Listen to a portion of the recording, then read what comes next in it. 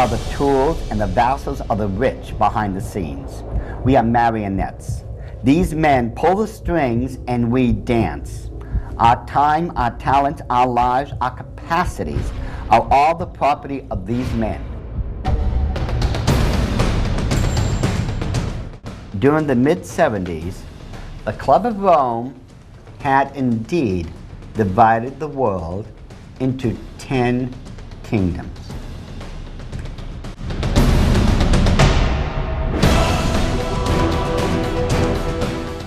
Now, Brzezinski himself was an ardent follower. I swear he was a #1 fan of none other than Karl Marx himself, telling him what to do. Remember, Brzezinski did become his national security advisor because his masters in the order of the Illuminati told him that's what he was going to do.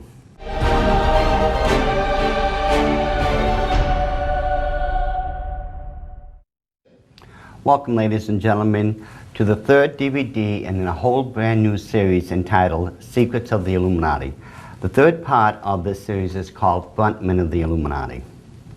Now, over the years, one of the many things I have been asked as a former Illuminist was, how can we tell if any organization in particular is that of the Illuminati? Are there any things in particular we need to look at to figure this out?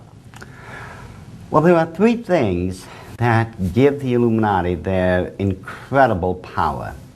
That is money, their politics, and their religion. Combine these three things together and you have an almost indomitable force. Now, the interesting thing about all these things that make up and allow the Illuminati their power is that it's actually been prophesied in the Bible in many places, in particular in the book of Revelation.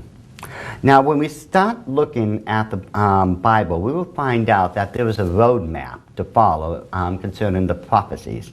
And when we compare these prophecies to what's going on nowadays in the Illuminati, you will find out that they do line up.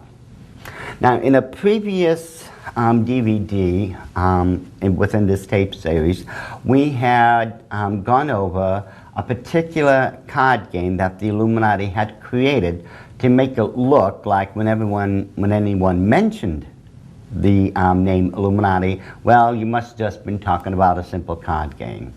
Now, that card game that we are talking about is the Illuminati's New World Order card game. Now, the interesting thing about these cards, and you can immediately tell just by looking at the back, there are 450 cards to the complete deck. Unfortunately, I do not possess all the cards of this card game, and it's not a card game. And it's come to my understanding that this has even been expanded. There are new ones. We are going to look at these cards in light of the Bible now and see if they are aware of biblical prophecy and see if they are actually preparing for these events. Now, one of the first cards I've come across when dealing with these new cards, the Illuminati's New World Order cards, when looking at the Illuminati cards, they tell a very interesting story. The first one I'd like you to take a look at is this one. It's called Tape Runs Out. Over here it says, when the rapture comes, I'll make them wait. And if you note, the earth is being destroyed. Now, we know that, according to the book of Revelation, the earth literally will be put on the brink of total destruction.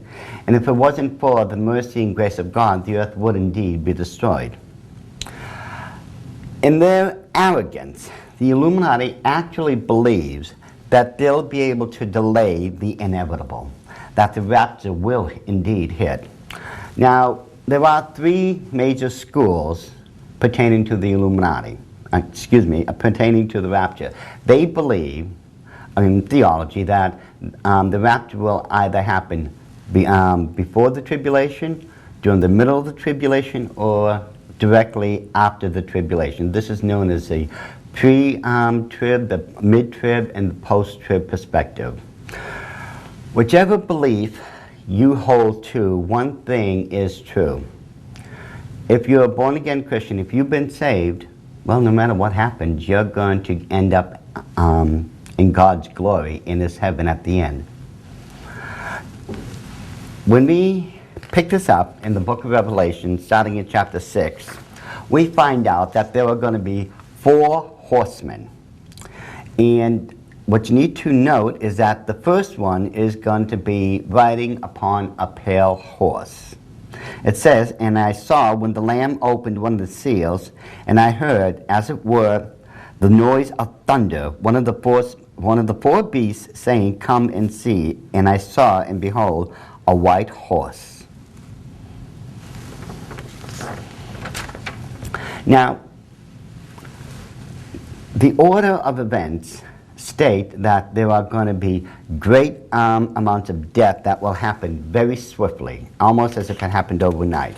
And according to the Bible, the description of the sword is, well, I should say, out of the original language, the Greek, the word that was used for the prime weapon was makira. It's a particular Roman short sword that was very fast and could deliver a very deadly blow like that.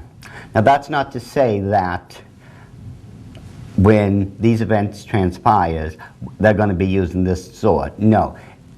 Makira's sword was used in this context to denote how swift and how speedily all these deaths are going to happen. And that as time goes by, and we can even begin to see the pre-signs, if you would, or the pre-warnings that these events are coming about, because here we see the collapse of the economy. And it is so bad, according to the scriptures, and this is in chapter 6, that it will cost a full day's wages just to buy a loaf of bread. That's how bad the economy is going to end up. And of course, as a result, we know that world hunger will come about. There will be a worldwide hunger. There's going to be a shortage of food. And it's interesting how all these cards, and you'll note how these cards are going along and aligning up with biblical prophecies. Many of the events that will happen and come about because of hunger center around plagues, diseases, and deaths. These things are the natural result, unfortunately, of worldwide hunger. And of course, many of these diseases have been created in our own labs. We've created many of these different diseases and such. And as a result, we are going to end up with so many different epidemics and pandemics that literally people will be dropping by the millions as a result. As we go along in the scriptures, we find out that the 4 beasts of the apocalypse, the red rider becomes impatient. He doesn't want to wait. He wants to go out and kill. And we find out, according to the translation, it's what's known as the Ramphea sword. This is a very deadly blade. It gives an immediate death blow. It's not a merciful sword. It delivers an immediate death blow. And it's interesting that those people that this will probably be used on more than anyone else, and remember, this is symbolic now, but the end result, they're not. There's going to be literally millions upon millions of Christian martyrs that will be beheaded during this period of time. The scriptures makes it very clear that these Christians are beheaded for the cause of Christ. And it's very interesting how, again, with the Illuminati cards, it shows that there are indeed going to be martyrs, and that the method of execution, as shown on this side of the cards, will be the guillotine. And to this very day, let's face it, ladies and gentlemen, we have heard, and I have been receiving reports constantly of how these portable guillotines are being shipped via trucks and through railroad boxcars throughout various military bases within this country. And a chain of cataclysmic global events are going to happen. When looking at the prophecies found in the book of Revelation, we find out, among other things, that nature itself is going to rise up in rebellion against mankind. And these are just part of the overall punishment that God's going to deem upon the face of the earth. And one of the first things you will note is that there is going to be a great earthquake. Now this great earthquake is going to be so horrific in its power and strength that it will actually destroy part of the area where King Solomon's temple had resided. Among other things that will happen, the Bible tells us that there's going to be an eclipse, that there is going to be total darkness upon the face of the earth for a season. And what's also interesting is that there are going to be two giant mountain-type like structures that are going to come out of space and strike the face of the earth. Most biblical apologists will tell you that these are going to be meteors or asteroids. And the effects of anything that big is going to cause worldwide calamities, to say the least. One of the immediate effects you will note when something that big strikes the face of the earth are going to be tidal waves. Some of these tidal waves are literally going to be hundreds, if not almost 1,000 feet tall. The amount of damage that will be done just to the shorelines throughout the world will be incredible, to say the least. The Bible also tells us that there are going to be great winds that will be striking all over the earth. Now these great winds will be the result, as far as I can tell, and interesting enough, by these cards, by hurricanes and tornadoes. And these are, of course, natural events that occur. However, these are going to be unnatural in their size and in their power, because they're going to strike all over the earth. Interesting enough, it also says that there's going to be great fires around the earth and causing, great darkness in the clouds and the heavens. The moon itself is also going to appear to be blood red. Now there's only two things, at least that I'm aware of, that can cause the moon to appear to be blood red. One is a volcano, because volcanoes can throw up vast amounts, literally millions of tons, of soot and ash into the air, which will refract the sun's natural colors and make the moon appear to be as if it's red. And one other thing, it also says that the mountains of the earth are going to be shaken and torn out of their natural positions. The only thing I'm aware of, at least on this earth, that could pack that type of devastating punch are nuclear bombs. Now, in Ezekiel, there does appear to be, when we look at the description and compare it to what really happens with the nuclear detonations, it really does appear to be describing a nuclear detonation, and that, as far as I know, unless it's an immediate, direct thing of God, the only thing I know of that we have that could possibly shake or dislodge a mountain from its natural base would be a nuclear bomb.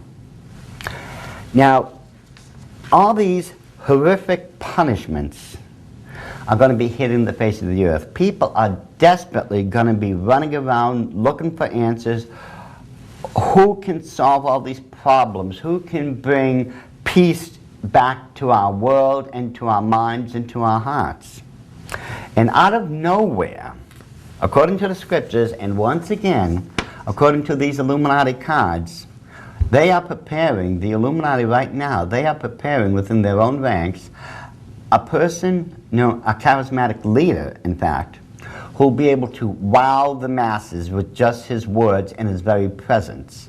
He will appear out of nowhere, and he will be a person who will be able to solve all the problems of all the earth seemingly like that. This man is going to be so charismatic and so popular that eventually he is going to be hailed as the world's new Messiah. Now, we know that according to Revelation chapter 13, this is none other than the Antichrist. And this is how he will appear on the face of the earth. He's going to come in as a lamb, a peaceful, gentle creature who will be there to help us solve all our problems. But eventually, we see his true nature as he starts creating devastating effects himself and eventually wars.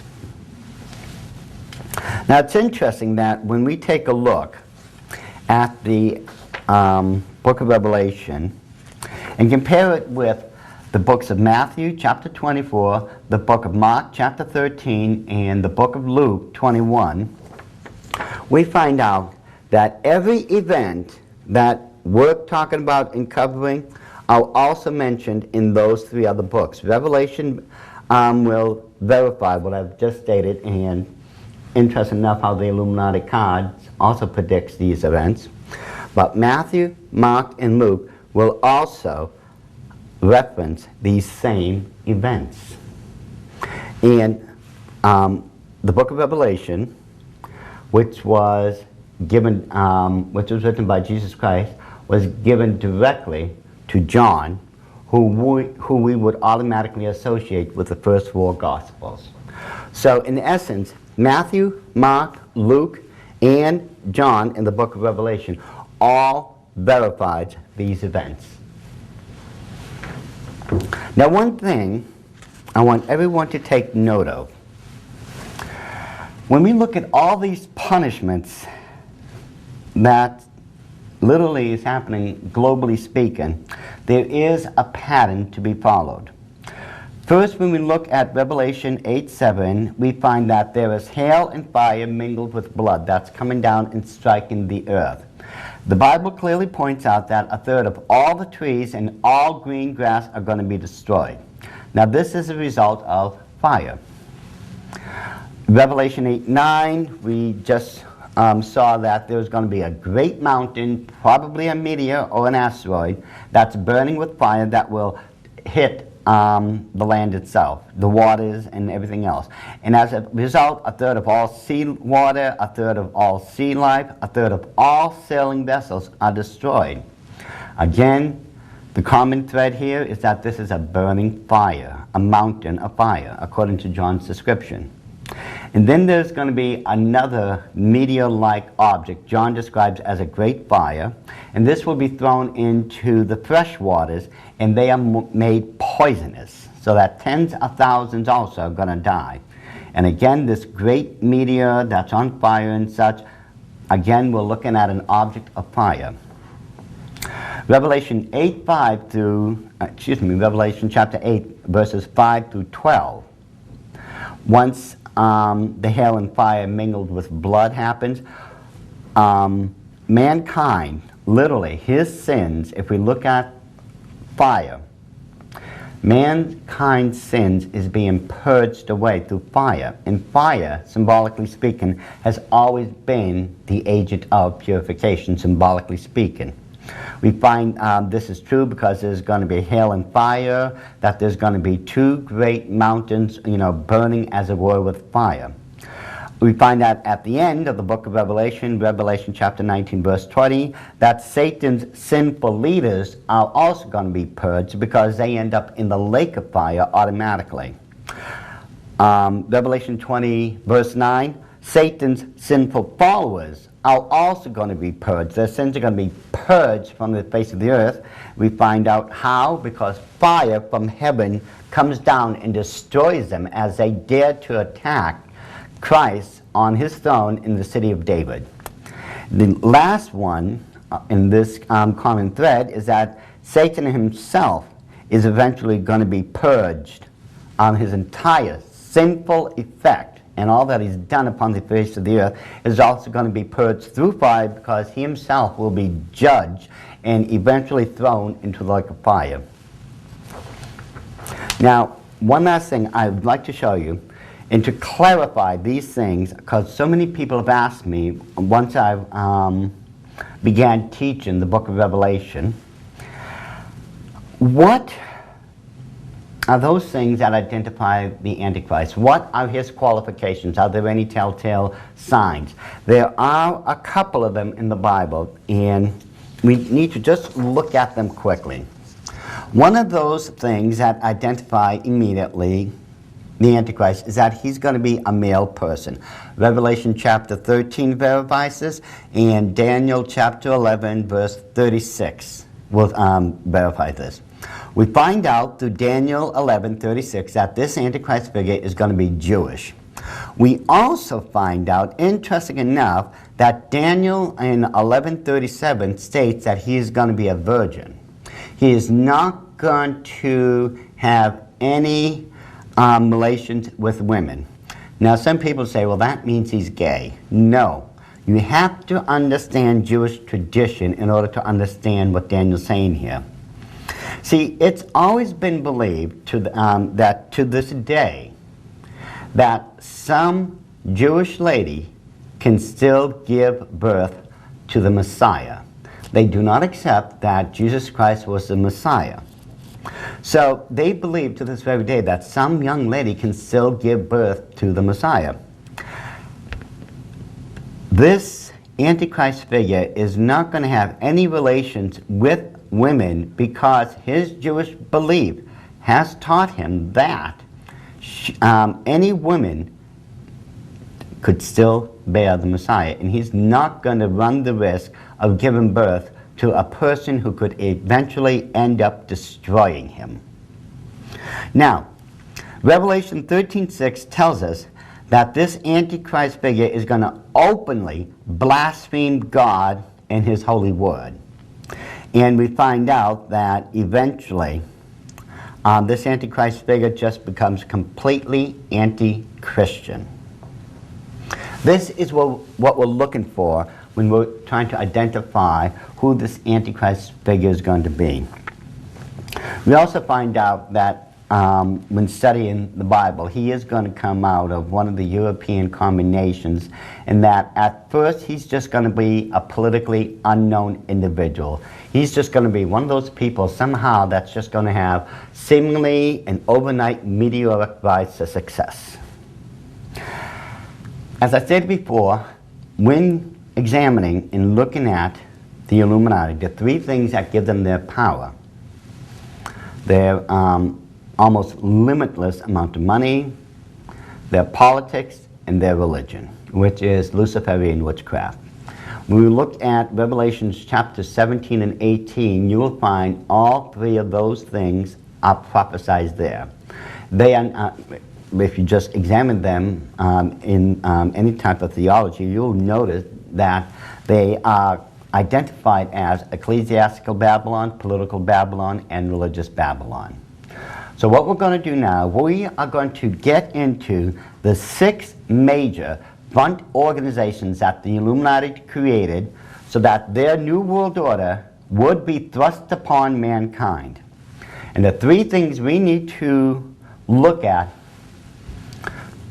do they reflect the Illuminati's money, their political stance, and their religion?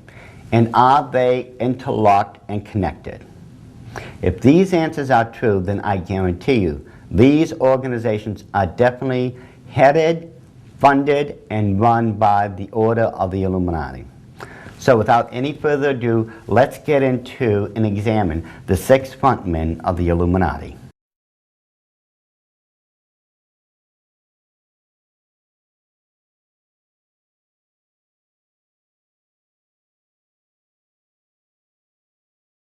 The first front organization that we will be examining that was created by the organization of the Illuminati is known as the Royal Institute of International Affairs.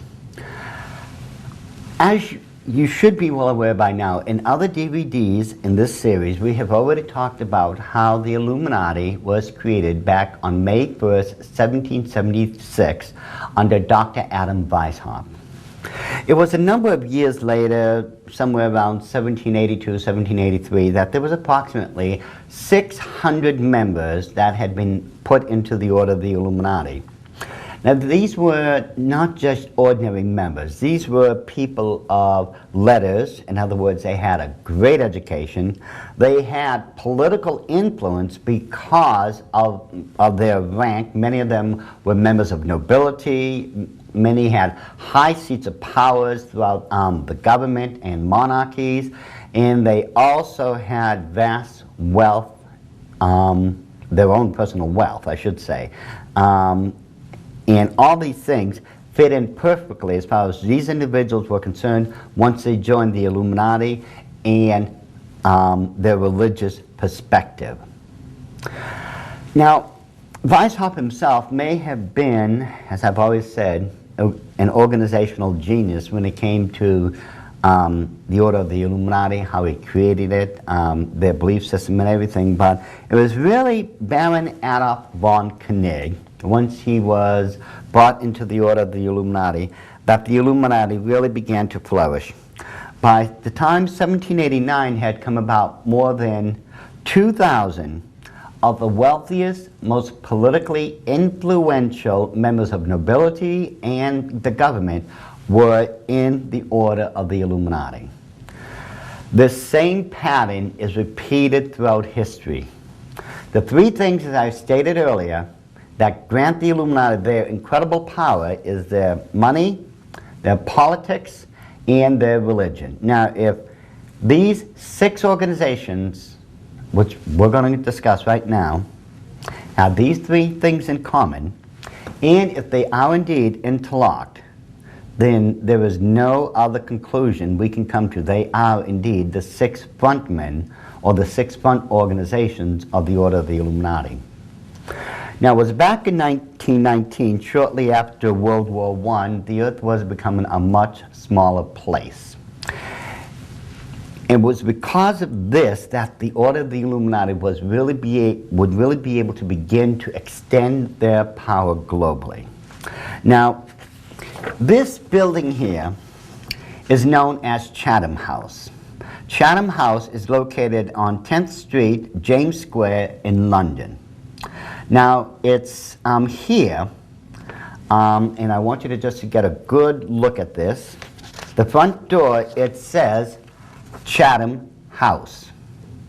There's no doubt about, that this is exactly what that building says it is.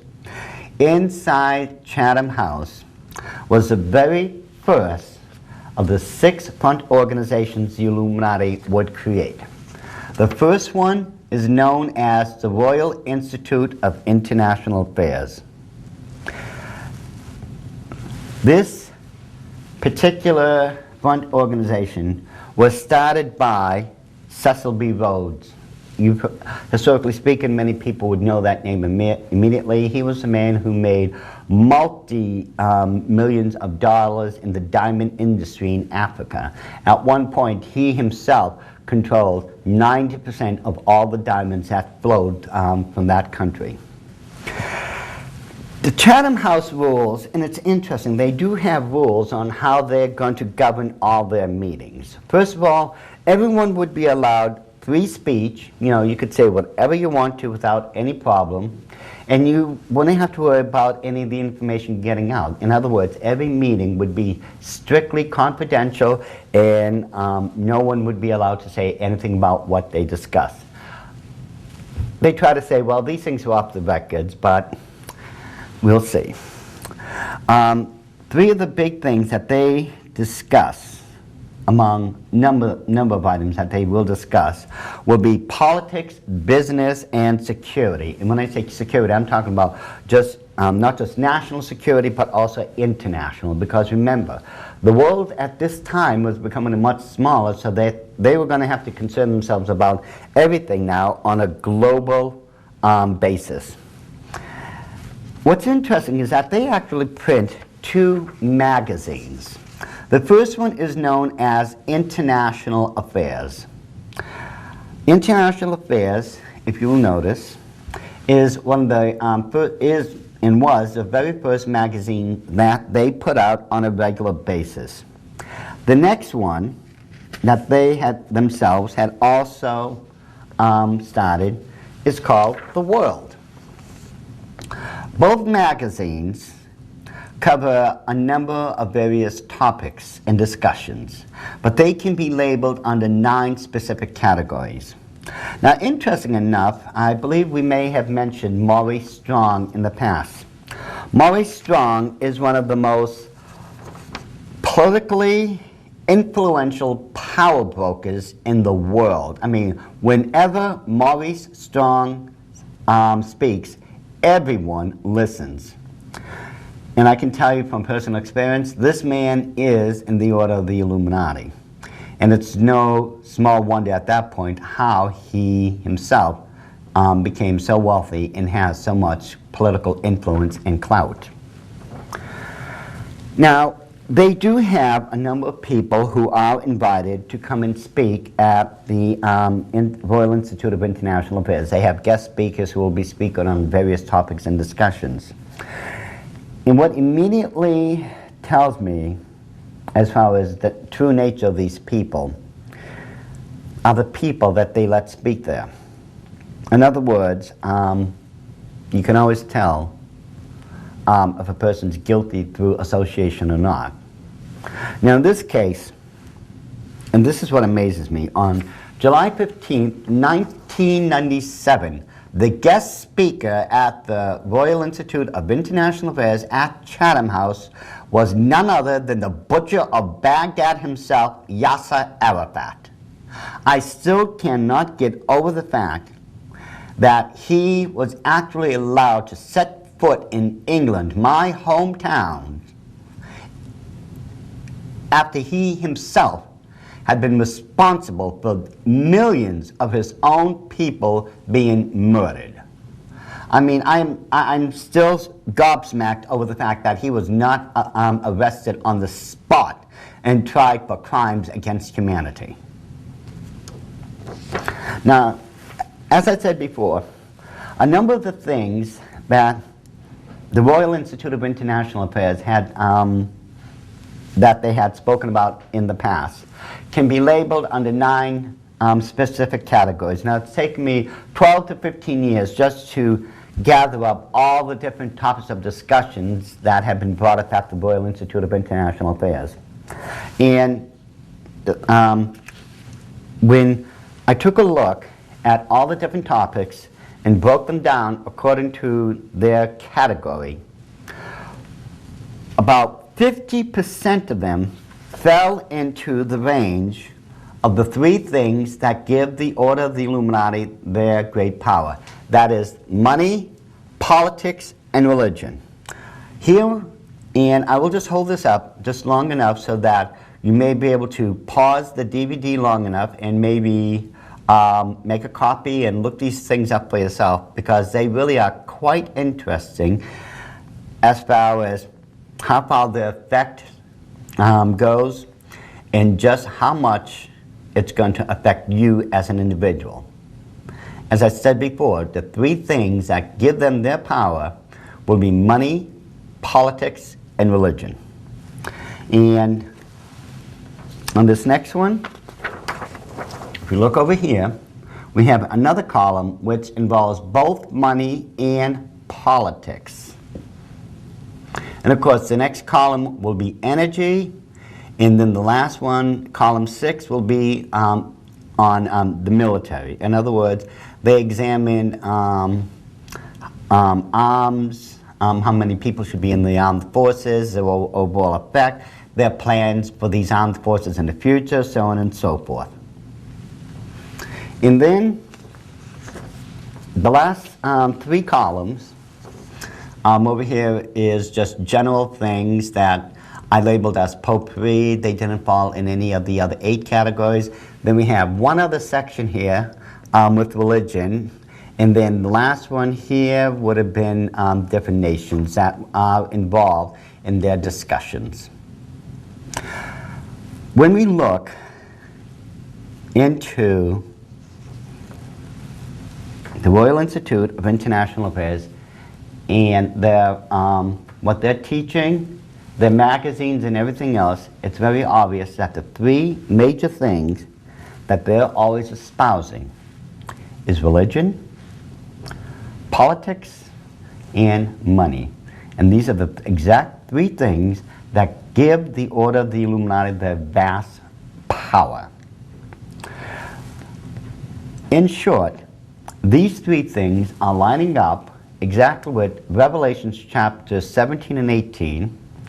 They are aligning up with what we find out with the Illuminati card, and they also obviously align perfectly with the Illuminati's belief system. So what we're going to do, we're going to end this here for now, and we're going to go into the second front organization of the Illuminati and see if their belief system, the 3 major things, line up with the Royal Institute of International Affairs, and we're going to see if they are interlocked and connected as part of a whole organization or part of a whole body.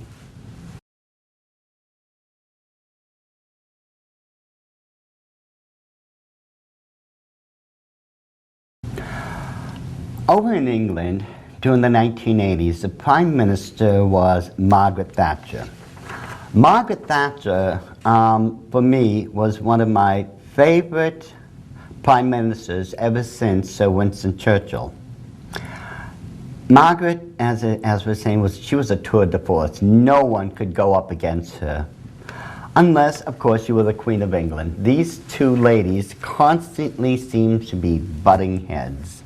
But the one thing they both did agree upon was that they would not allow the European Common Unit into England. They realized that if they allowed the money of the ECU into England, then England would lose her national sovereignty. And Margaret was adamant about this, that it would not happen. The problem is, the powers that be, the powers in London, just like throughout the rest of the world, the Illuminati, decided that they had to get rid of her. She was not cooperating, politically speaking, with their goals and plans. So, in what appeared to be an overnight coup, Margaret's own party, which put her into a power, threw her out and put John Majors in instead.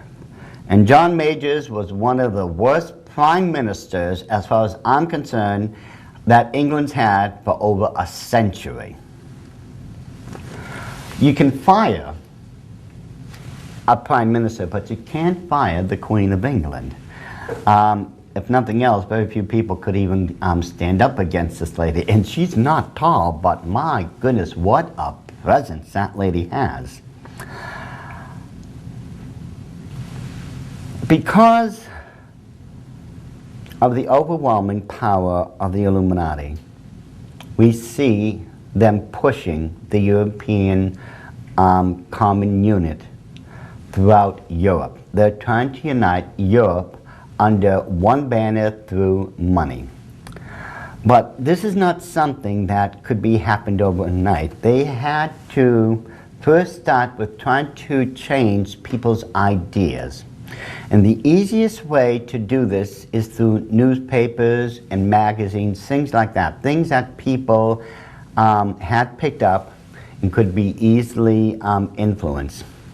Now, it was back in 1915, once again on the auspices of J.P. Morgan, and J.P. Morgan himself was one of the wealthiest, one of the most influential people on the earth. I mean, this man eventually became identified not just with money, but with the newspapers. And we'll get into that in just a section. One of the earliest places that J.P. Morgan had started off with was right here. This was known as J.M. Bow and Morgan, and this would have been back in 1872. This was the first company that they had started. It was the J.M. Bow, Morgan and Company building. This is a very, very old photo, and as you can see, you know, right here at the bottom, this is the whole thing that they themselves had controlled. They started off, you know, in a very nice building, I'll tell you. Even then, his influence and money had rapidly began to grow. And eventually, J.P. Morgan, you know, went up to bigger and better things, because by the time 1914 had come about, this was a building where J.P. Morgan Company was located. And nowadays, almost a century later, we now have J.P. Morgan Chase Tower. And this one is located in Dallas, Texas. And as I recall, this one was built in 1987. I mean, he's gone from that one-story building, and the family literally has had, you know, quite a meteoric rise. Now, as I said before, J.P. Morgan would eventually become associated with newspapers and such, because in order to affect America and our beliefs, the Illuminati had to affect us in such a way that it would seem as if it was our idea and that nothing was going on. Now, I'm going to read something from the official congressional records, page 2947, for those who are referencing this, and it was dated February 9th, 1997. Now, the following statement was made by Congressman Callaway. Now, listen very carefully to this. Mr. Chairman, under unanimous consent, I insert in the record at this point a statement showing the newspaper combination which explains there in this matter just discussed by the gentleman from Pennsylvania, and he was talking about Mr. Moore. In March 1914, the J.P. Morgan interest, the Steel Shipping Building, and Powder interest in their subsidiary organizations got together 12 men high up in the newspaper world and employed them to select the most influential newspapers in the United States, and sufficient number of them to control generally the policy of the daily press of the United States. These 12 men worked the problem out by selecting 179 newspapers, and then began by an elimination process to retain only those necessary for the purpose of controlling the general policy of the daily press throughout the country. They found it was only necessary to purchase the control of 25 of the greatest newspapers. The 25 papers were agreed upon. Emissaries were sent to purchase the policy, national and international, of those papers. An agreement was reached. The policy of the papers was bought to be paid up by the month. An editor was furnished with each paper to properly supervise and edit information regarding the questions of preparedness, militarism, financial policies, and other things of national and international nature considered vital to the interests of the purchasers. This contract is in existence at this present time, and it accounts for the news columns of the daily press of the country being filled with all sorts of preparedness arguments and misrepresentations as to the present condition of the United States Army and Navy, and the possibility of the United States being attacked by foreign foes. This policy also included the suppression of everything in opposition to the wishes of the interests served. The effectiveness of this scheme has been conclusively demonstrated by the character of stuff carried in the daily press throughout the country since March 1915. They have resorted to anything necessary to commercialize public sentiment and sandbag the National Congress into making extravagant and wasteful appropriations for the Army and Navy under the false pretense that it was necessary. Their stock argument is that it is patriotism. They are playing on every prejudice and passion of American people. You see, the fact of the matter is, whether people want to try to deny it, it is in the congressional records themselves. The purpose of J.P. Morgan buying up those 25 national newspapers, and that they were considered indeed the most powerful, the most influential of all the newspapers in America, and that J.P. Morgan and his family to this very day own and control those newspapers. And trust me, they were used to affect and change our minds and policies, especially when it came to military preparedness and other things that the Illuminati wanted us to start leaning towards and started believing in. Now, it's very interesting. If we go back and check other records, there was a very interesting remark made by John S. Swinton.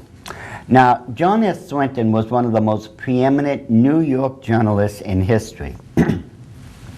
And at a particular banquet in which he was honored, and this was back in 1880, someone had stood up and offered a toast to John S. Swinton and to the press. Now, this person didn't know who Swinton was on site, and he had no idea really what was going to happen, because the man's toast offered up to John Swinton also reflected a toast to the independent press. So this is what John S. Swinton himself said on Independent Press. There is no such thing as an independent press in America if we accept that of little country towns. You know this, and I know it. Not a man among you dares to utter his honest opinion. Were you to utter it, you know beforehand that it would never appear in print.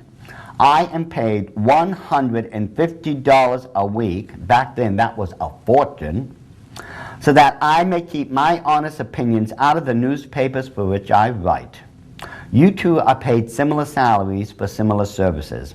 Were I to admit that a single edition of my newspaper contained an honest opinion, my occupation, like Othello's, would be gone in less than 24 hours. The man who was so foolish as to write his honest opinion would be on the streets in search of another job. It is the duty of the New York journalist to lie, to distort, to revile, to toady at the feet of mammon, and to sell his country and his race for his daily bread, or what amounts to the same thing, his salary. We are the tools and the vassals of the rich behind the scenes. We are marionettes. These men pull the strings and we dance. Our time, our talent, our lives, our capacities are all the property of these men. We are intellectual prostitutes. And he's right. And that goes on to this very day. I have spoken to a number of colleagues and friends who were journalists in newspapers throughout the country and in other parts of the world.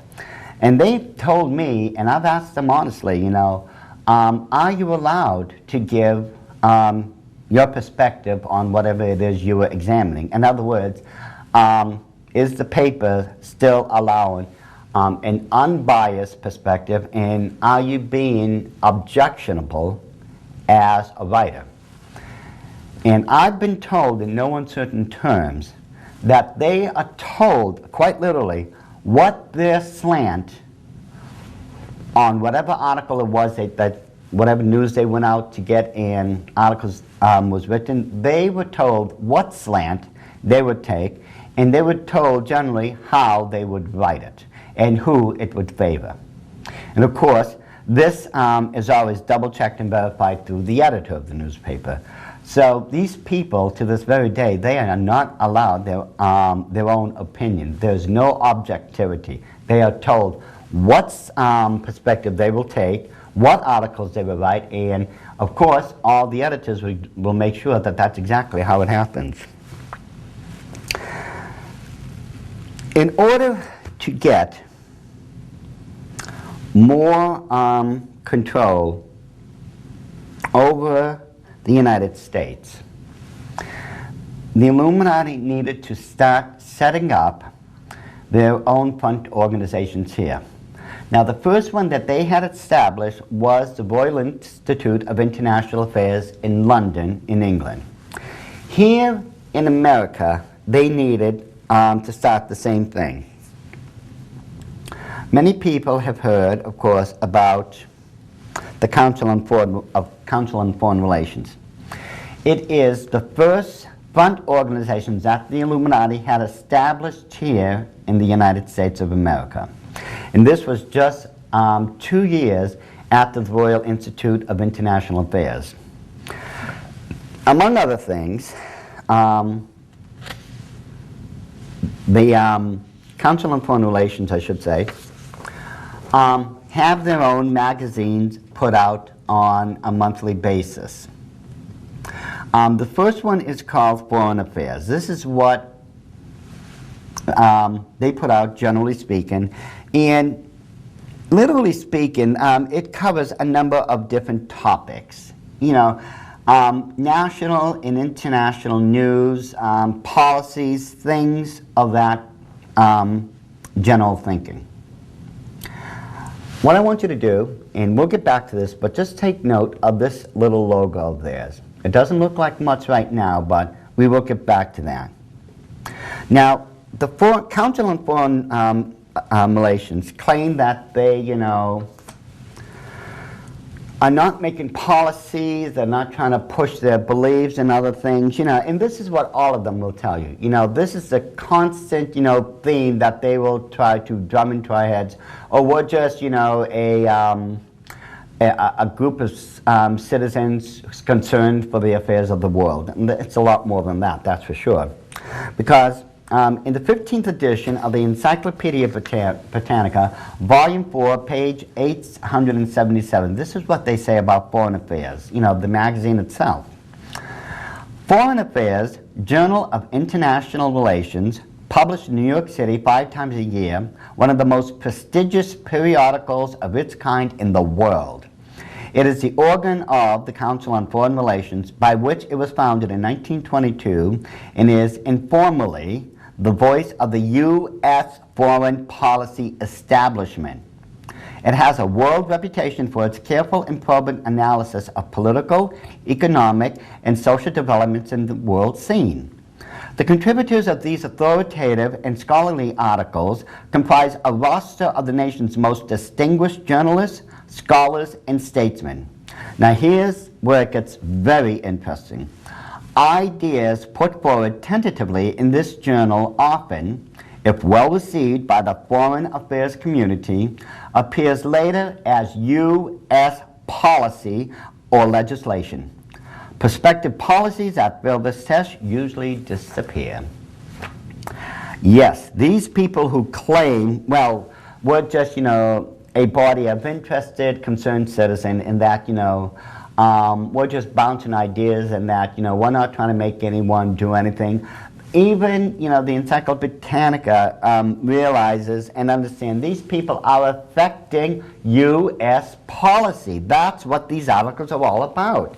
Foreign Affairs magazine is affecting, whether anyone wants to admit it or not, because if you study this very carefully, the articles written in them, you will find whether they are becoming U.S. policy or not. Now, interesting enough, remember this little logo up here I told you folks to take a look at? What we're going to do, and what I have done, is blown it up so you could get a good look at what the official logo of the Foreign Affairs magazine is, which is the Council on Foreign Relations. And if you take a good look, you can see it is the pale rider upon the pale horse. And we found this in the earliest part of the DVD pertaining to the book of Revelation when we were speaking about the four horsemen of the apocalypse. Now, interesting enough, you look at the bottom of it, it has a word, it looks like it's saying V-B-I-Q-V-E, but you have to understand Latin. V is used, back then, was used for both the letter V and U. You see, if you replace the V's and make them U's as they should be done, it comes out to be the word ubiqua. Ubiqua is where, of course, we get the word ubiquitous or ubiquitous from. Ubiq means to be ever present. It also, when you're being ubiquitous, it has the sense of being everywhere. This is what the Illuminati believe about themselves. Remember, in earlier DVDs in this series, we talk about how they believe that they are all-knowing, all-powerful, and everywhere. This is only just another reflection of their belief system, but interesting enough how they themselves, again, reflect the biblical prophecies which we had earlier discussed. Behold the pale rider. Bearing in mind, we just showed the official logo of the Council on Foreign Relations to be that of the pale rider upon the pale horse, as found in Revelation chapter 6, verse 2. I want you to take just a little trip with me back in history. Now, if you recall, earlier in this DVD series, we had talked about the origins of the House of Rothschild. We know that Maya Angelou Rothschild, whose original name was Bauer, but he later changed it to Rothschild, was a money lender. And he had an interesting shield that he had hung out over his store, like other stores of those day and age, which would identify this shop as being his shop and that this is where you would come to borrow money, because Maya Angelou Bauer was a money lender. Now, this shield is this red shield that I'm holding up right now. Now, from the High German, the last name Rothschild literally means red shield. This is how they came up with the shield. When they changed their last name to Rothschild, they made sure that their shield reflected that name. Now, what's very interesting is if you will take a good look of the center of this shield, because you will see another shield within it. Dead center, you will note once again that there is a pale rider upon the pale horse.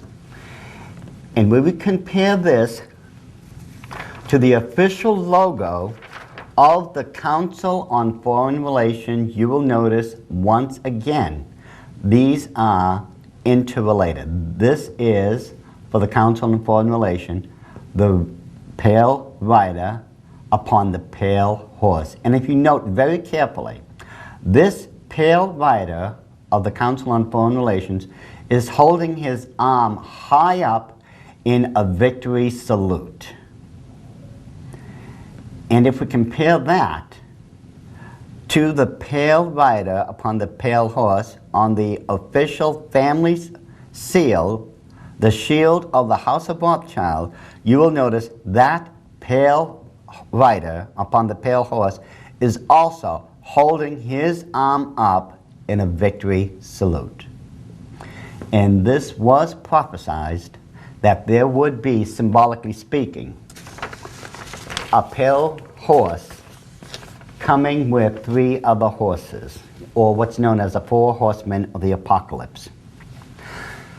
Now, as I stated before, J.P. Morgan, who is a member of the Order of the Illuminati and had been all the way to his death and his family had taken over, bought up 25 of the 179 major newspapers of his day and age. You see, the media is directly interconnected with the Council on Foreign Relations because the Council of Foreign Relations is trying to affect and control the policies of America through the newspapers. And one of the most solid piece of evidence we can use to prove this point is right here. You will note that all these newspapers, television shows, and everything, the key members are all members of the Council on Foreign Relations. We find out that CBS, NBC, and the Children's Television Workshop, the major people in that form of media are members of the Council on Foreign Relations. When we get to various newspapers and such, or newspaper personalities and other people of various means of media, we find out over here that there are people like Ted Koppel, Diane Sawyer, Barbara Walters, Bill Moyers, Dan Rathers, and others, Harry Reasoners, are all members of the Council on Foreign Relations. The evidence is self-proclaiming. And if you don't believe me, you can easily look this up, ladies and gentlemen. These people were at one time and have been members of the Council on Foreign Relations. So the connection between the control of the newspaper and the media into that of the Council on Foreign Relations is obvious.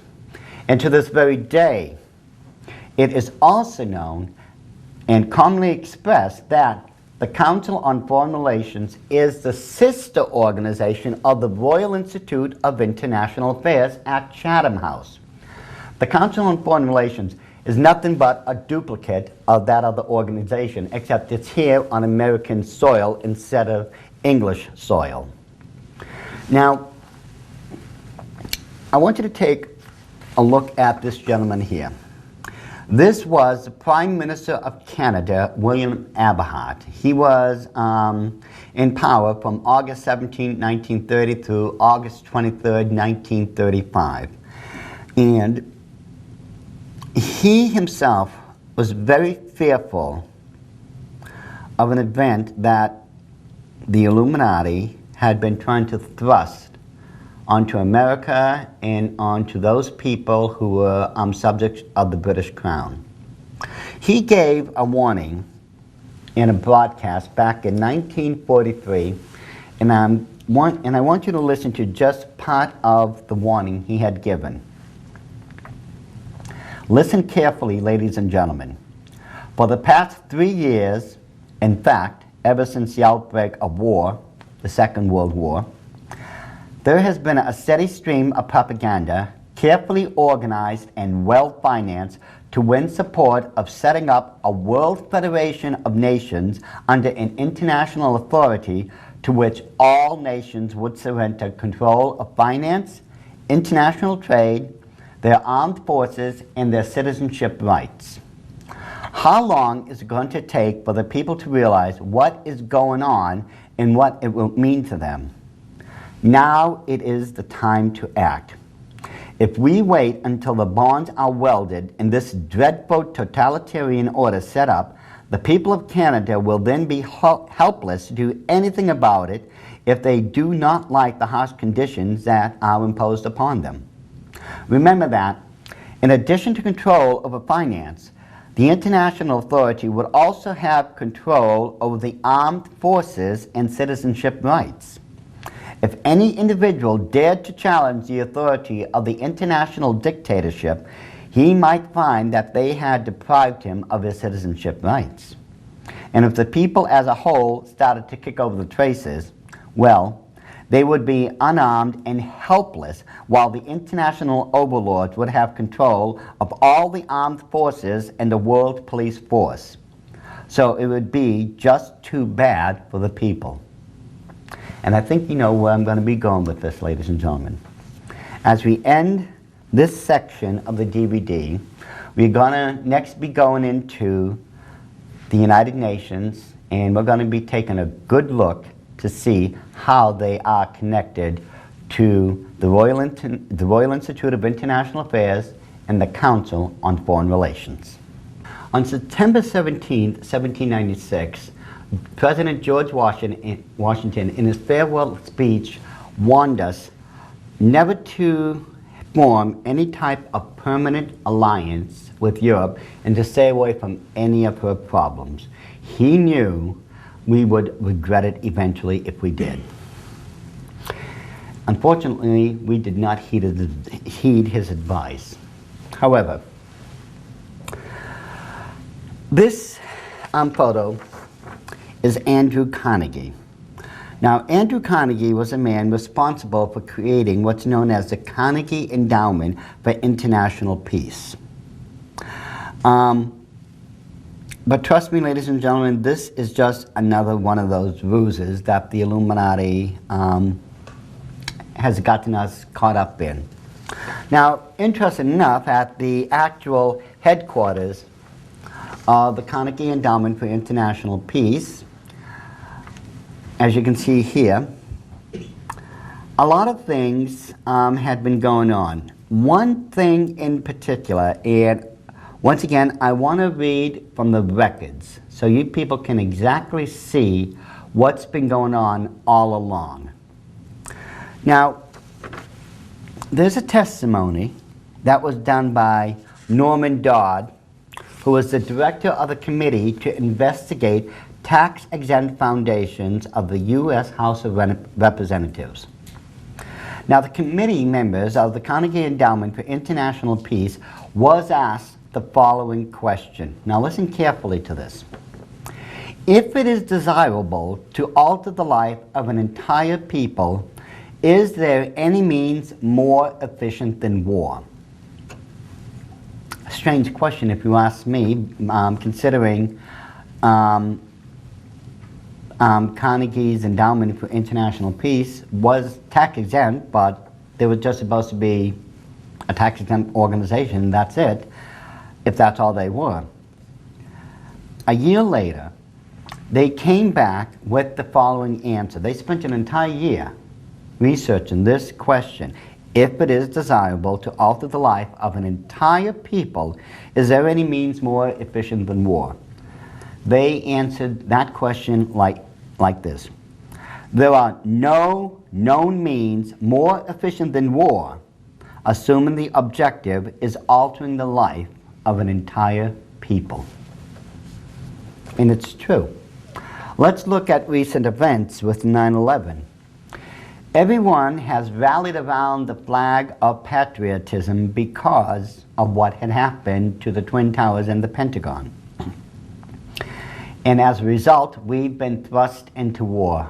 Literally speaking, it was made to appear as if it was our idea. We were made to look, like victims that were horrified at what had happened. And as a result, the president, President Bush at the time, rallied us around the flag. And now, 8 years later, we're still at war with Afghanistan and Iraq.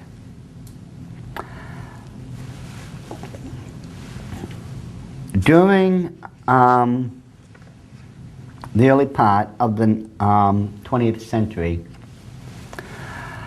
the Illuminati had established the Royal Institute of International Affairs in England and the Council on Foreign Relations here in America. But they needed to extend, as I stated before, this power on a global level. The world had become smaller since World War I, and now they needed to extend it. But let's go back to those events shortly before World War I to see how they would lead up to what would eventually be called the United Nations. Now, this is a picture of Colonel Edward Mandell House. Now, Colonel House was, among other things, one of the most influential people over Woodrow Wilson and eventually Rockefeller. But his main influence was over Woodrow Wilson. And Colonel House had written a book called Philip Drew, Administrator. Now, the key points in this book, and I want you to listen very carefully to what the key points in his book, Philip Drew, Administrator, pointed out. In his book, Now, Philip Drew is the main character who would eventually become the president. But in it, it says, Philip Drew, I should say, excuse me, Philip Drew was the one behind the scenes who would be manipulating the president. Philip Drew was a behind-the-scenes manipulator of political figures. Number 2, a group of insiders would cause a depression. Number 3, the same group of insiders would pre-select the next president whose name was Rockland. Number 4, the new president would have fireside chats. Number 5, President Rockland would create a program called the New Era, which would give the government more control over the people. Number 6, the insiders would also weaken the country to such a state that civil war would seem imminent. And number 7, because of the threat of civil war, the insiders propelled President Rockland into becoming the established dictator of the world.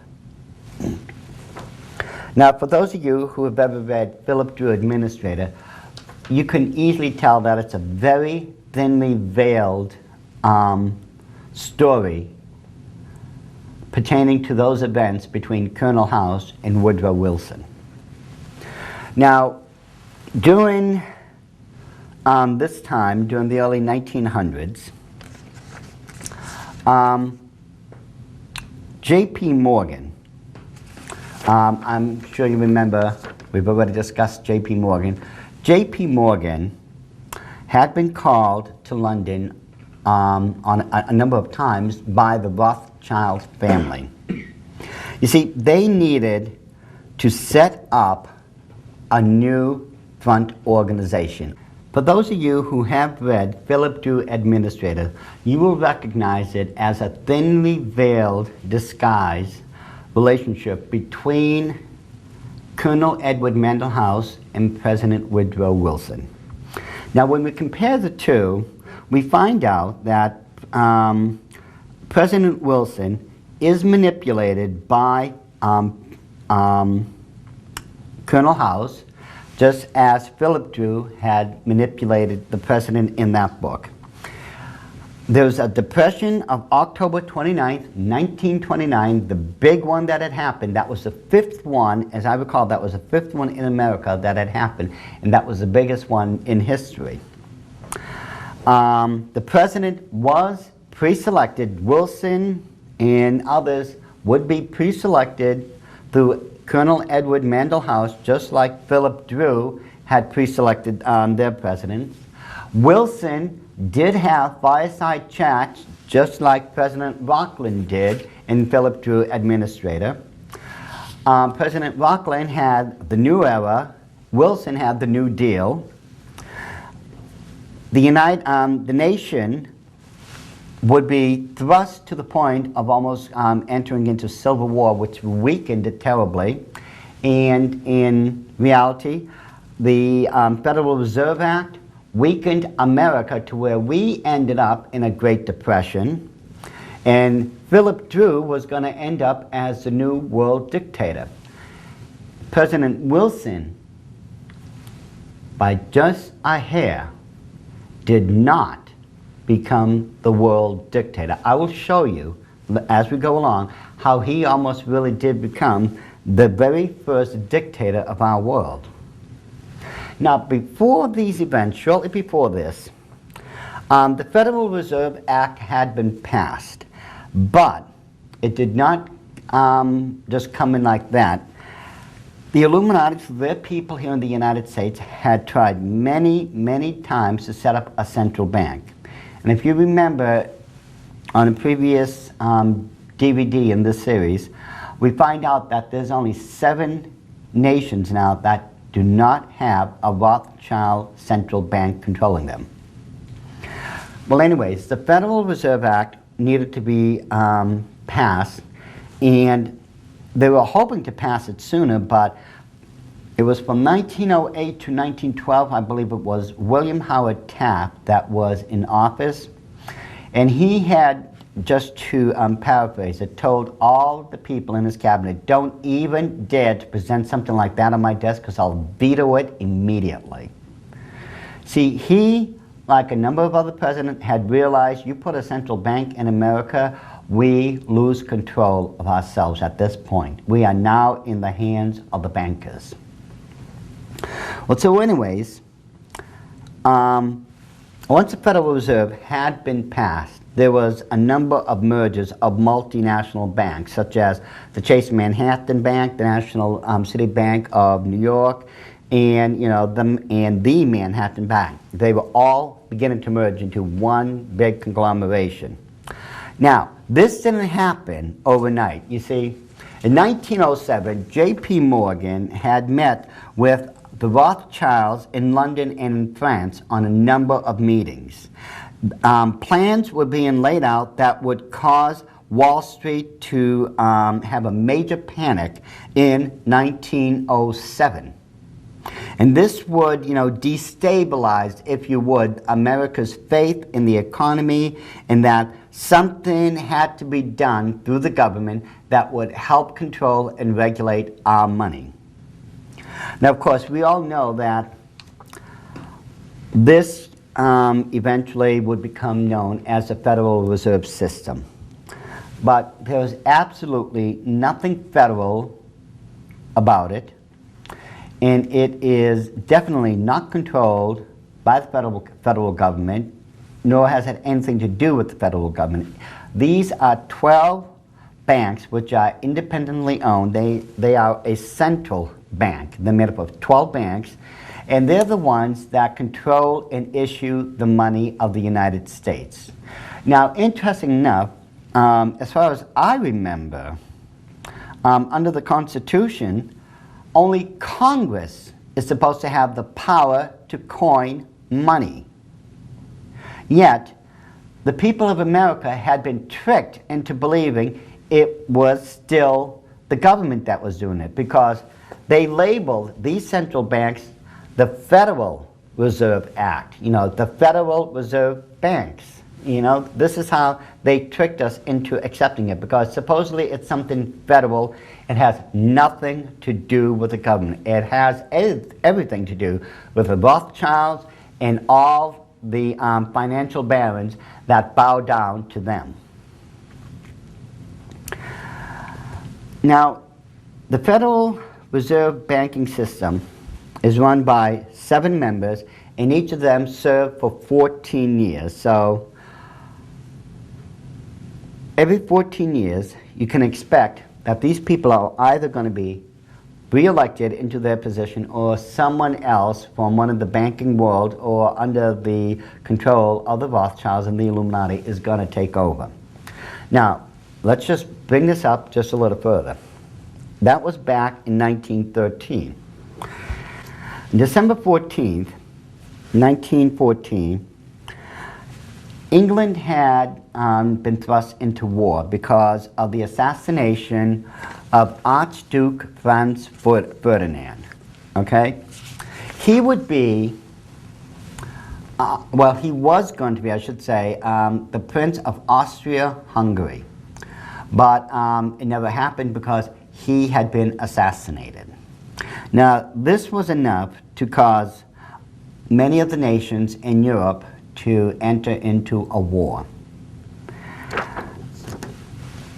But that was on European soil. America did not get involved, at least not at first, because during the his bid for the presidency in 1912, Woodrow Wilson promised he would never allow America to get involved in a war that was over in Europe. And supposedly, it did appear as if he kept his promise.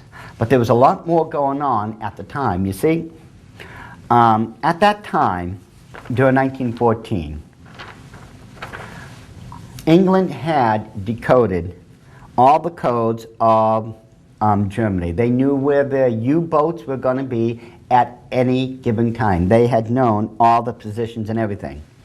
Now, the First Lord of the Admiralty of England at that time was a young man who would eventually become the Prime Minister of England, and at this point he's known as the First Lord of the Admiralty, and that would be Winston Churchill. Now, there was going to have to be some excuse, some mechanism that the Illuminati could trick Americans into getting involved into a world war. What they did, they had sent the SS Lusitania from England over to America. Now, the SS Lusitania had been a regular luxury liner owned by Cunard Lines. It was, as I said, a regular luxury liner. As a matter of fact, it was one of the biggest ones for its day and age. And, well, it had been sent over here to America. And unbeknownst to the passengers at the time, J.P. Morgan, and there's that name again, had received orders after visiting with the Rothschilds in London and France for a number of meetings. Once the boat had docked, 600 million rounds of ammunition had been loaded onto the SS Lusitania, along with 600 tons of explosives. Now, it was J.P. Morgan himself who owned all that ammunition. Somehow, the Germans found out about this.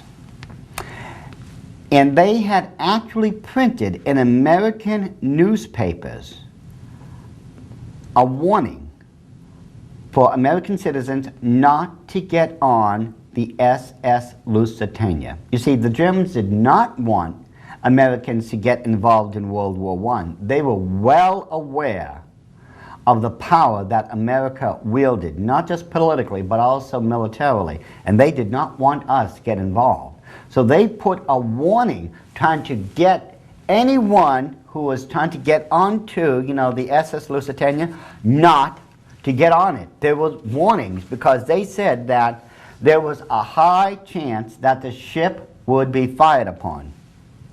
Now, some of the old photos I have found, this one would be the captain of the SS Lusitania. And he had no idea, I'm sure, that when the SS Lusitania had arrived in America, that the ship would eventually be destroyed. And a number of the passengers, of course, had been brought on board. They did not worry about the warnings from Germany. They just assumed that that was just some German propaganda going on, and that the ship being the largest one on the ocean, I believe at that time, well, they felt as safe as you could possibly be, and you could see even the lifeboats and everything as you're going down, the ship itself. And here is a photo of the SS Lusitania as it pulled out of New York Harbor. And you can see all the Model Ts, Model 4 Ts, whatever they were called back then, all lined up, people there just waiting them on and everything. Now, remember, at this time, Admiral Winston Churchill had known exactly where every German U-boat had been stationed. If there was one in the English Channel, he would be aware of it. There's absolutely no way he couldn't be. They had broken the German code. They knew where every ship was. Now, on May 7, 1915, when the SS Lusitania was getting close to England, a boat known as the Juno had been stationed in, well, we call it the pond. I can't remember the English Channel, but, and it was supposed to meet up with the SS Lusitania and escort her in. She never did. She received orders while she was in the English Channel to turn around and just get back into harbor. And at first that made no sense at all, unless you knew what was going to happen. Here's a photo of an old German postcard And this postcard was used as propaganda because it shows where the first torpedo that hit the SS Lusitania had struck. And of course, this was the German captain who had attacked the SS Lusitania and sunk it. 1,201 lives were lost at sea because of what the Illuminati was planning on doing. They were going to try to get America thrust into war. And when you have 600 million rounds of ammunition along with 600 tons of explosives, you could literally hit this ship anywhere and it was going to go up. This was simply the act of the Illuminati to thrust us into World War I. But it never happened. Unfortunately, the only thing that did happen were mass graves where they buried the bodies that could and could not be identified once they washed ashore after the SS Lusitania had been sunk.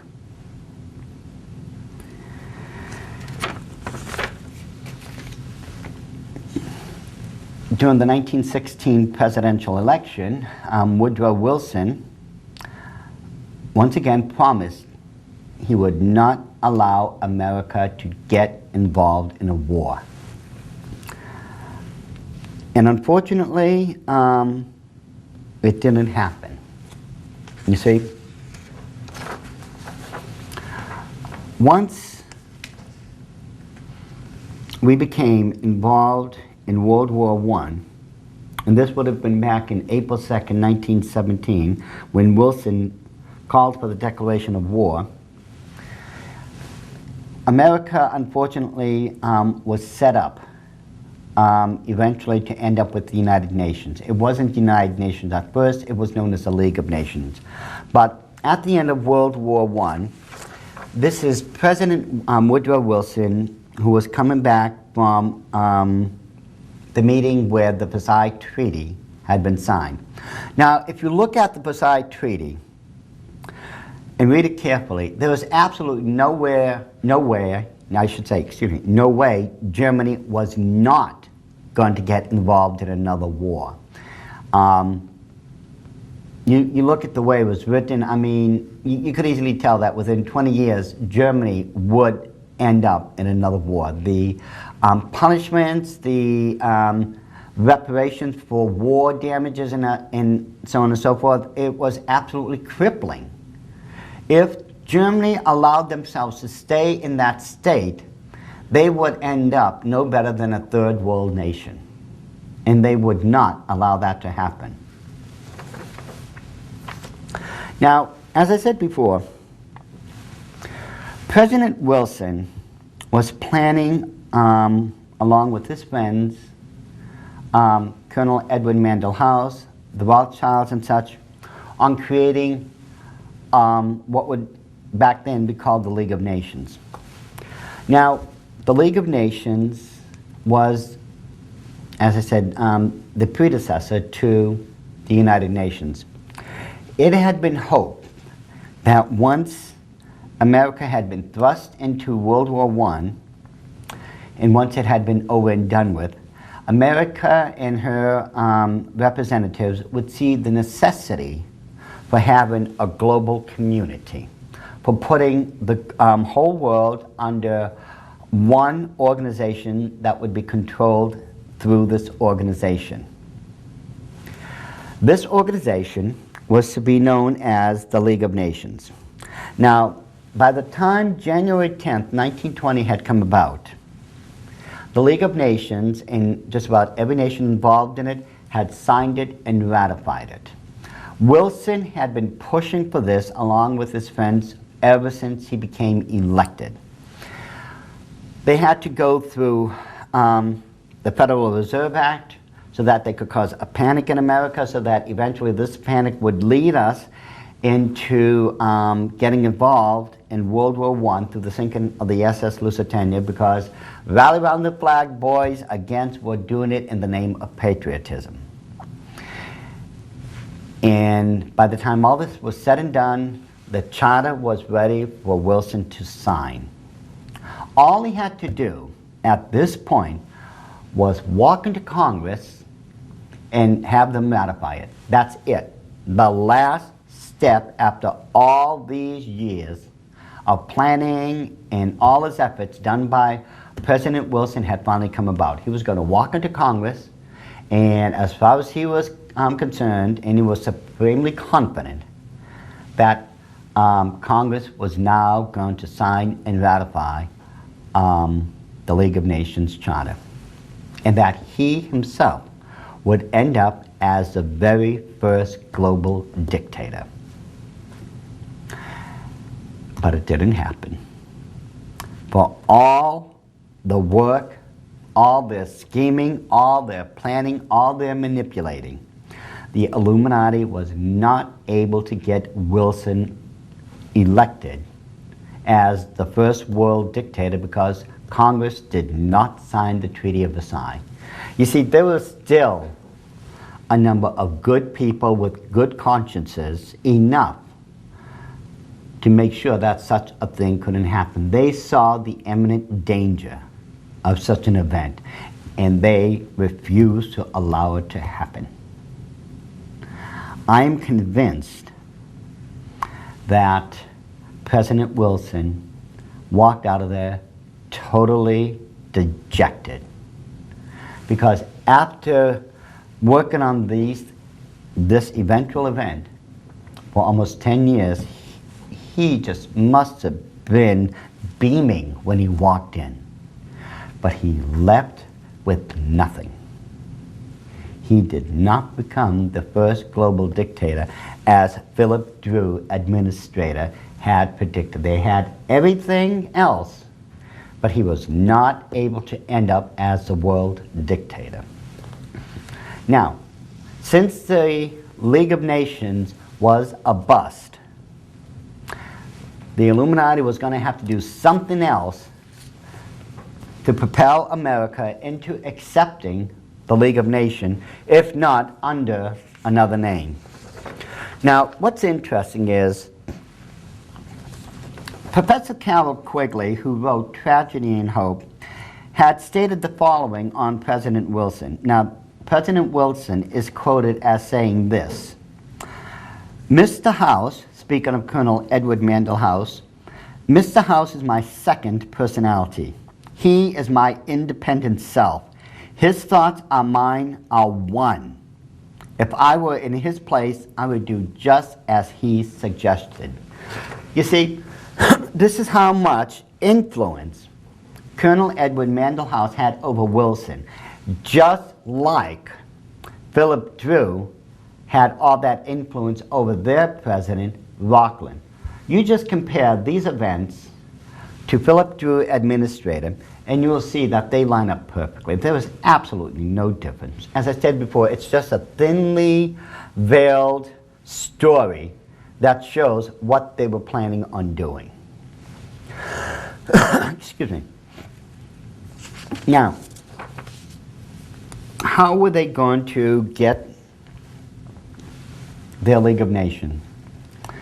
It wouldn't happen for at least another 20 years down the road. But again, according to the Carnegie Endowment for International Peace, their findings point to the conclusion that there is nothing that will change the nation mind of a people better than war. Nothing will do it more efficiently. And so, once again, the Illuminati called for a war. This would be the second World War that we would see. And interesting enough, and I will show you this on another DVD, we don't have time to get into it now, how it was the second head of the Order of the Illuminati, Giuseppe Mazzini, along with General Albert Pike, who would eventually become the head of the southern jurisdiction of all Masonry, how it was them two in collaboration, how they came up with the 3 plans, 3 different World War wars, and what they would involve. So far, the first 2 are dead on. The third one, which they called for, it's lining up exactly as they stated. But as I said, we will get onto that in another DVD. But at the end of World War II, which that would be, well, it was June 26, 1943, in which the United Nations came into existence. Once again, after the world had come out of another war, the Illuminati pushed for a centralized body in which the nations would come together, and supposedly we'd be able to handle things through peace talks and all this. We wouldn't get involved in war, and that the United Nations, as it was called, would be the implement through which world wars and other wars would be forever prevented. And as far as my history books tell me, and from what I've seen, the United Nations haven't stopped one war in all of their history. But that's what they're supposed to do. It was on October 24th, 1949, that the United Nations had established their charter. Now, part of the preamble of the Charter of the United Nations reads as follows.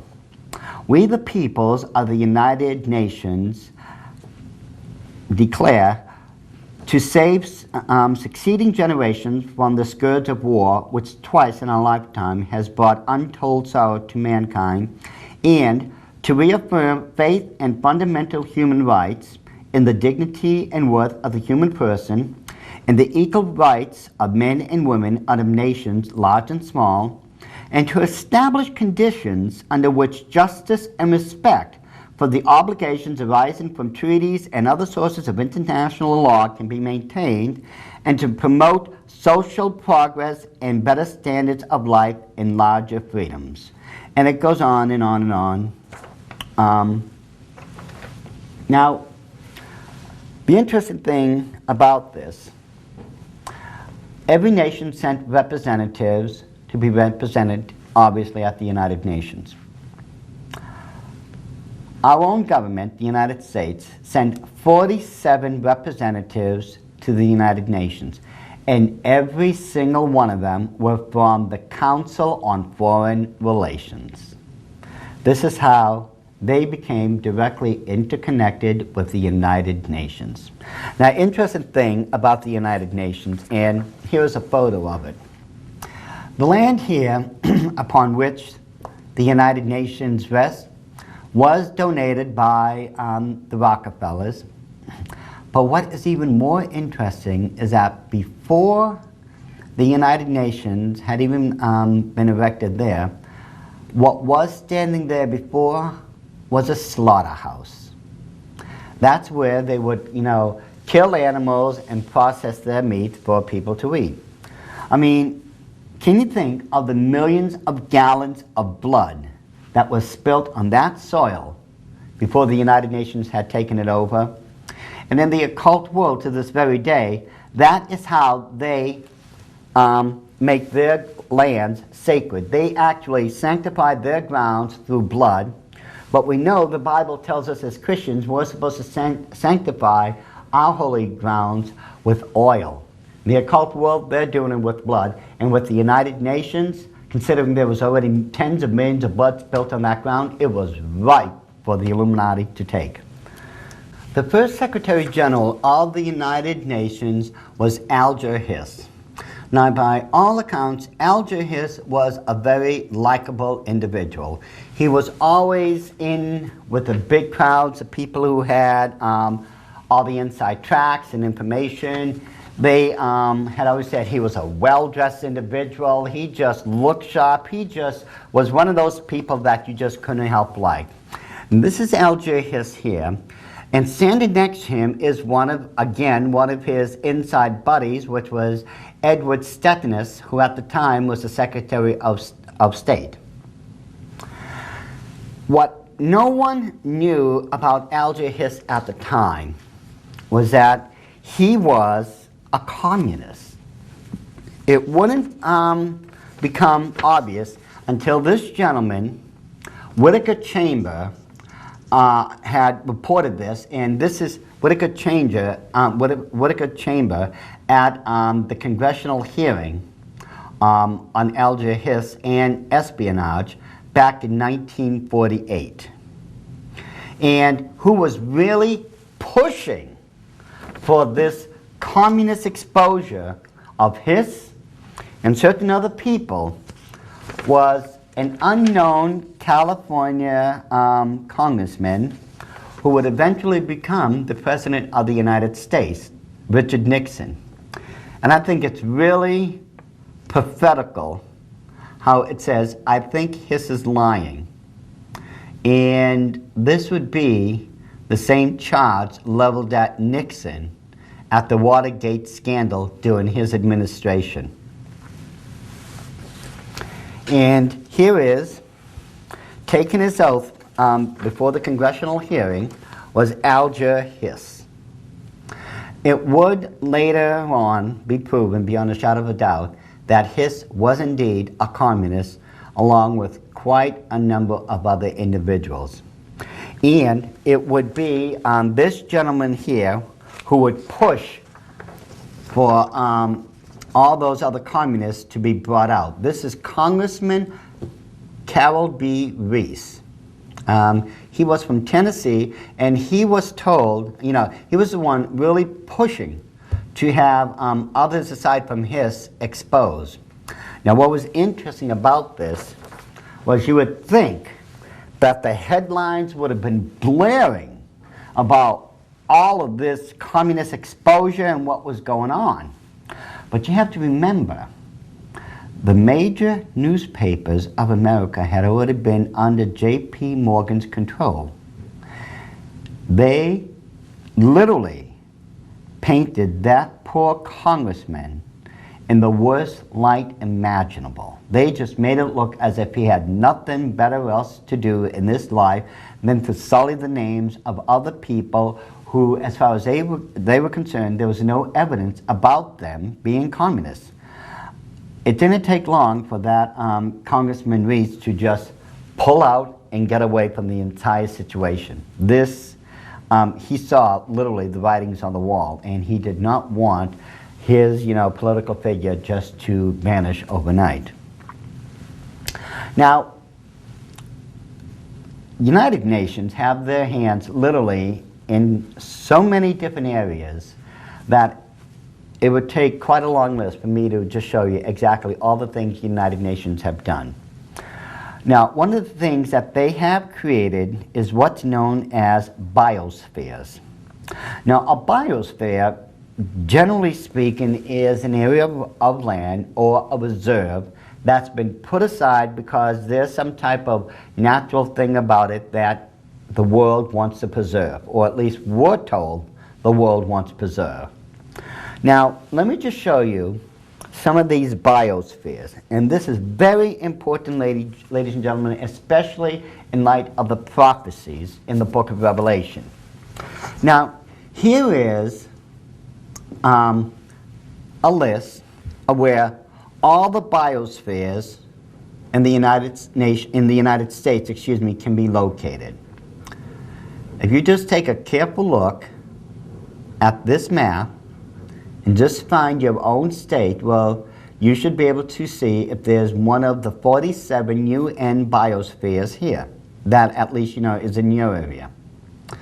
Now, at first, it doesn't look like there's much to it. However, if you remember, when we played the game Connect the Dots, just like we did with the seals of the United States of America and the maps of Washington, D.C., we saw a lot more than what the eye would normally catch. You see, when we take a look at all the biospheres in the United States and start connecting the dots, you will note very carefully that there are corridors in between those biospheres. And this is important to note because you see, no one is allowed on these biospheres without permission. If you are caught on them, you can actually be shot on sight, legally. When the Illuminati, and I am convinced of this, when it is time for the Illuminati or whoever it is that's supposed to take over the world, when it is time for that to happen, they're going to have a way of controlling us, where we're living, where we can move, and all this, and how they could also prevent people from escaping. These corridors are a perfect means of keeping people under control, because if you dare cross any of those borders, you will be shot on sight. And that is a very effective means of controlling people. You threaten to kill them, I guarantee you most people are going to step away like that. What's even more frightening to me is that globally speaking, we now have 411 biospheres. And if you take a good look, it seems a good number, if not maybe half of them, is located along the shorelines. You see, this way, they can also prevent you from leaving the continent through boats if you try to get through their biospheres. Because at that point, legally, they can then shoot you on sight. Now, the official logo, and this is a United Nations thing now, the official logo for man in the biosphere, which are these biosphere reserves, is right here. It's MAB, man and biosphere. But I think even if you have just a smidgen of occult knowledge, you can see something's wrong, because right here is what is commonly known in the occult world as the Ankh. This is the Egyptian Ankh. It is the symbol for reincarnation. And on the United Nations plaques for the biospheres, and you can see it right here, every single biosphere has that symbol. It has the occult symbol of reincarnation, which is the main religious belief in the Illuminati.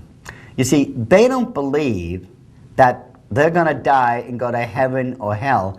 They believe that they are going to come back through the act of reincarnation only to continue their plans. When thinking about United Nations biosphere reserves, I want you to remember a couple things. First of all, these biospheres, which are on American soil, supposedly no longer belong to us. They belong to the United Nations because they are supposed to be protected areas of lands, such as national parks and national wonders, things like that. So if you try to take a step on them, as I said before, without permission, you can be shot on sight or arrested, and this is a wonderful way that they're going to control us. Now, an interesting notation in the Encyclopedia Britannica on the United Nations goes as follows. United Nations, international organization established by charter on October 24th, 1945, with the purposes of maintaining international peace and security, developing friendly relations among nations on the principle of equal rights and self-determination, and encouraging international cooperation in solving international economic, social, cultural, and humanitarian problems.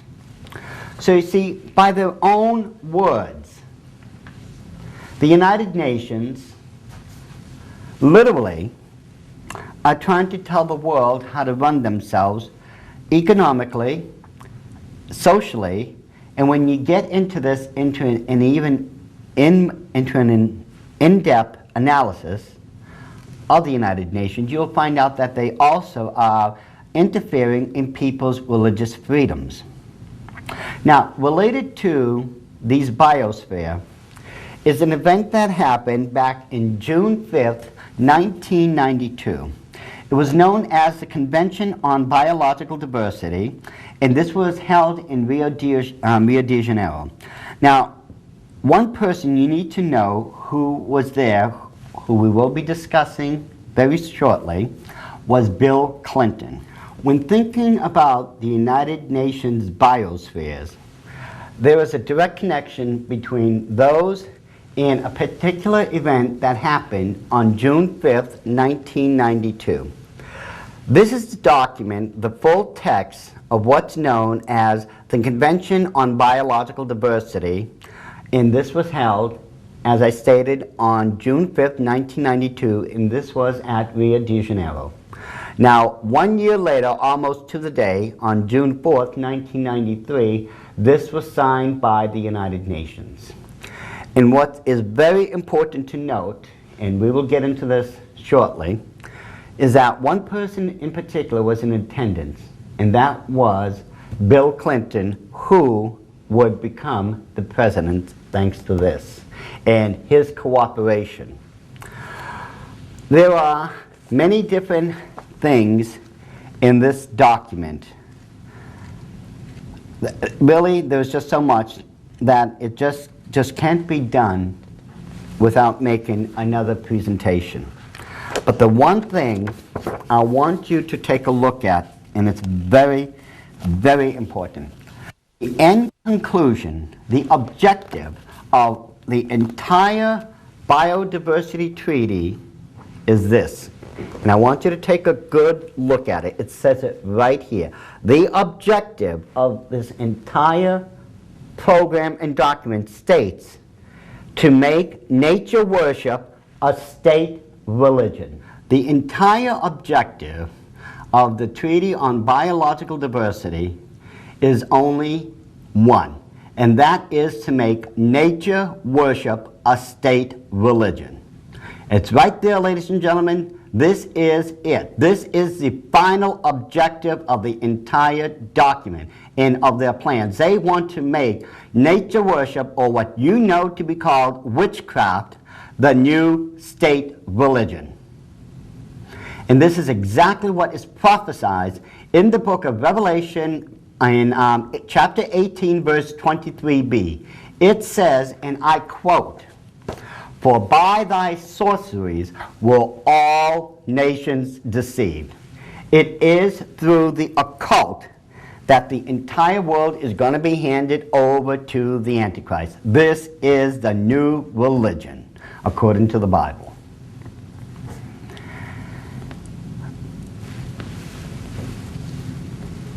The Biodiversity Treaty, as bad as it is, should make every single Christian aware of what's going on, and that the United Nations is nothing but another front organization for the Illuminati. They claim that they are an organization of peace, and they're trying to bring international peace and prosperity to the world.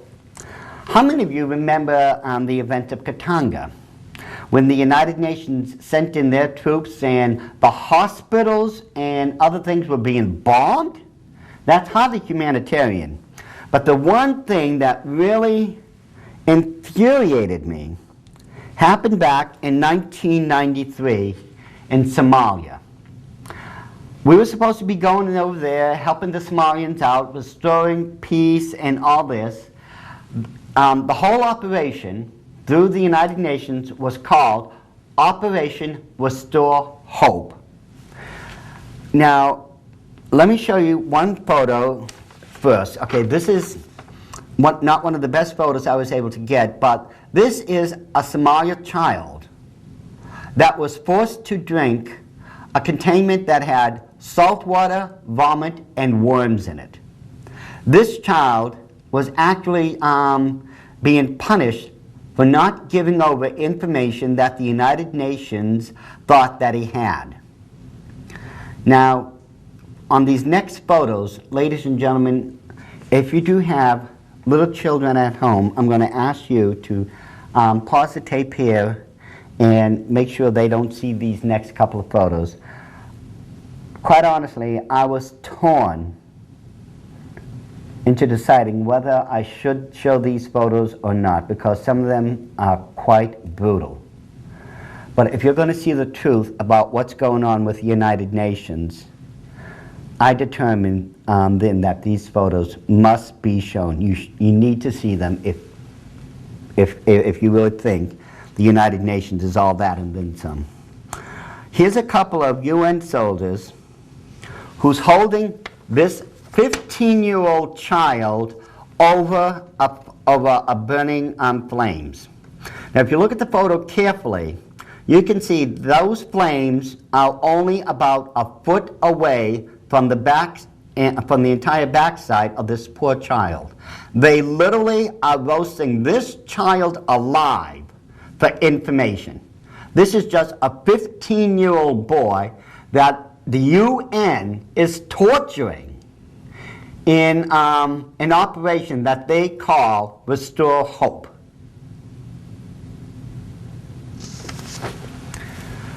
This next this next photo, now at the bottom, it might be a little difficult to see. As I said, some of these photos were difficult to blow up, but here's the head of the child, his shoulders, his body, and everything. These soldiers had been torturing this particular child here. This one here, as far as my memory tells me, I believe he was already dead at this point. But you can see right here the familiar blue helmet of the United Nations.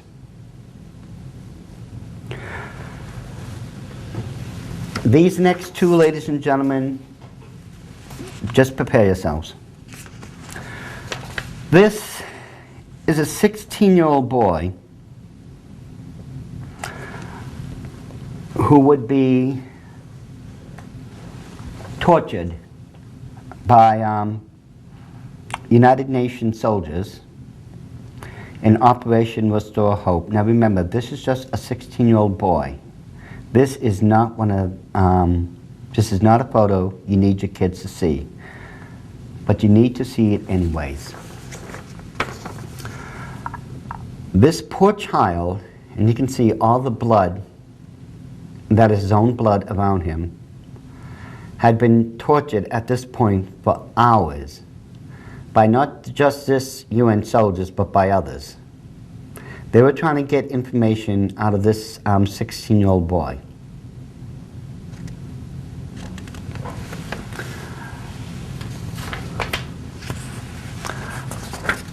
By the time the night had passed by, this 16-year-old boy, his frail little body couldn't take it any longer.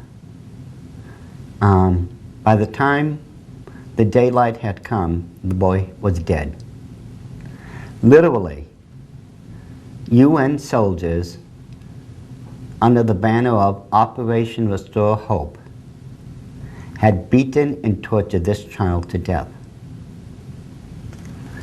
And the UN claims, just like they did with the Katanga incident, that they're there to secure international peace and hope for everyone. Well, this is not exactly my idea of going about it. When looking at the logo of the United Nations, it's actually made up of 3 different symbols. And you have to understand how these symbols are broken down and what they represent.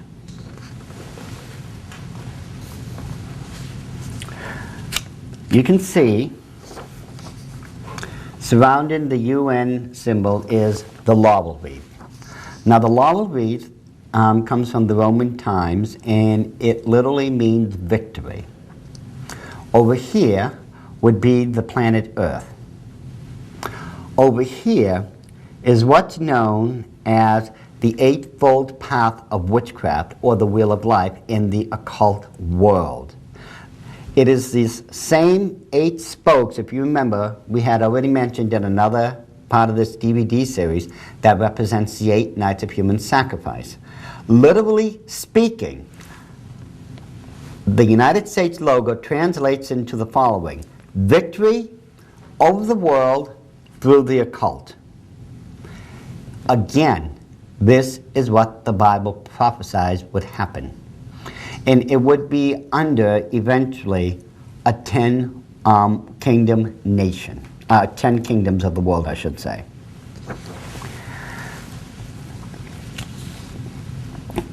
Before I wrap this up, I want to read to you something I had found in a daily newspaper. It's dated September 15, 2009. It's the Beatrice daily paper. It talks about how Khrushchev had one time was going through United States, was invited over to the United States, and he was looking at different places and such, and basically just giving a tour. And during the tour, Khrushchev had remarked to Secretary Benson that communism would eventually consume democracy. Now, Benson replied, of course, that America would never accept anything like that. Khrushchev replied, however, that it wouldn't be something that happened overnight. It would be something that would gradually happen, one thing at a time. Now, if you look at the beliefs of communism and compare it to the belief system of Illuminism, you'll find out that they are one and the same, that there is no disagreement. And that's because it was the Illuminati who set up Lenin and communism to succeed. Now, the rest of this article goes like this. Think about this. How many of you or your children and grandchildren have to provide birth certificates to participate in district play in American Legion baseball, for example? We have a man sitting in the White House who still hasn't proved he's eligible to run for the presidency. Barack Obama, in case you don't know it. But he's there. And through smooth talk and deception, he's dismantling our rights. Our freedoms are being eroded like an icicle in a hot desert wind. Perhaps Khrushchev's words were prophetic after all. And this article was written and submitted by Lynn Shulesky. He's right. Lynn Shulesky is absolutely right. Slowly but surely, one step at a time, our rights are being eroded. Our Constitution literally is on the verge of just being thrown out. And I remember the days when I was in the Illuminati, how they already had plans for a new Constitution to replace our old one. Now, as I said before, one thing you must take note of when looking at the Treaty on Biodiversity that was done in Rio de Janeiro was that Bill Clinton was in attendance, and he would eventually become the president because of this and because of his cooperation with the Biodiversity Treaty. And without belaboring this point anymore,